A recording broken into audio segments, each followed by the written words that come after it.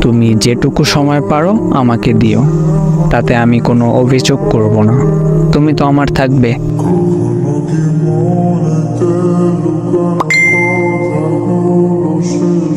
আবার ওই ইমোজি দিতেছো কেন?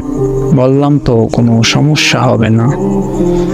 তুমি তোমার মতো করেই আমাকে সময় দিও, আমি তোমার ওই সময়টুকুর জন্য অপেক্ষা করে দিন কাটিয়ে ফেলবো।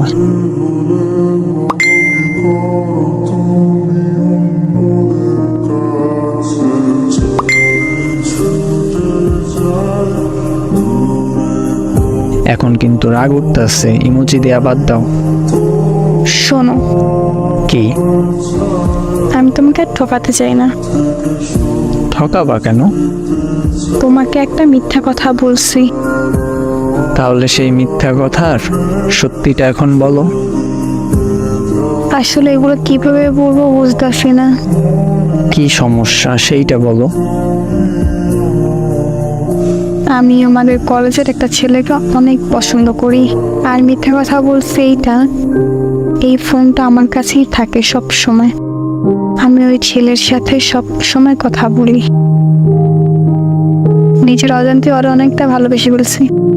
গতকাল আমি ওরে বলছি সব ঘটনা। ও আমার সাথে সম্পর্ক করার জন্য রাজি হয়েছে। তাই বুকে অনেক হাউস নিয়ে তোমাকে আমি এসব বলতে আসছি। তোমার কথা শুনে হারিয়ে গেছিলাম। এতটা ভালোবাসো আমাকে?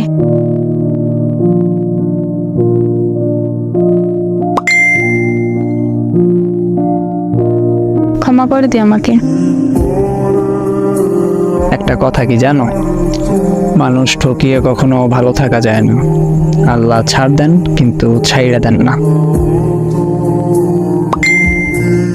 প্লিজ এইভাবে বললো না।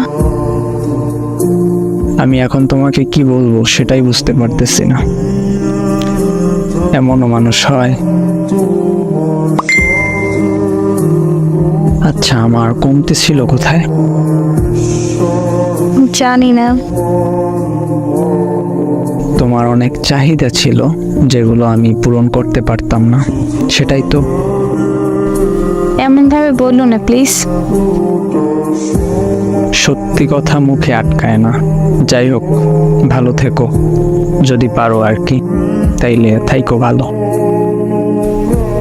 অভিশাপ দিও না। না, দিব না অভিশাপ। আচ্ছা, কিছু বলার আছে আর? কেন, ঘুম আসছে নাকি? তোমার মেসেজগুলো দেখতে এখন অসহ্য লাগতেছে। আচ্ছা, আমার একটা অনুরোধ রাখবা? শেষ অনুরোধ। কি বলো? যদি রাখার মতো হয় তাহলে রাখবো। আমার যত ছবি আছে তোমার কাছে সবগুলি ডিলিট করে দাও। আমার নাম্বারটা ব্লক করে দাও। তুমি কি বোকা? তোমার মনে হয় তোমার ছবি, তোমার নাম্বার আমার কাছে থাকবে? সব মুছে ফেলবো এখনই। আমার শহরে বেঈমান প্রবেশ নিষেধ। Good bye.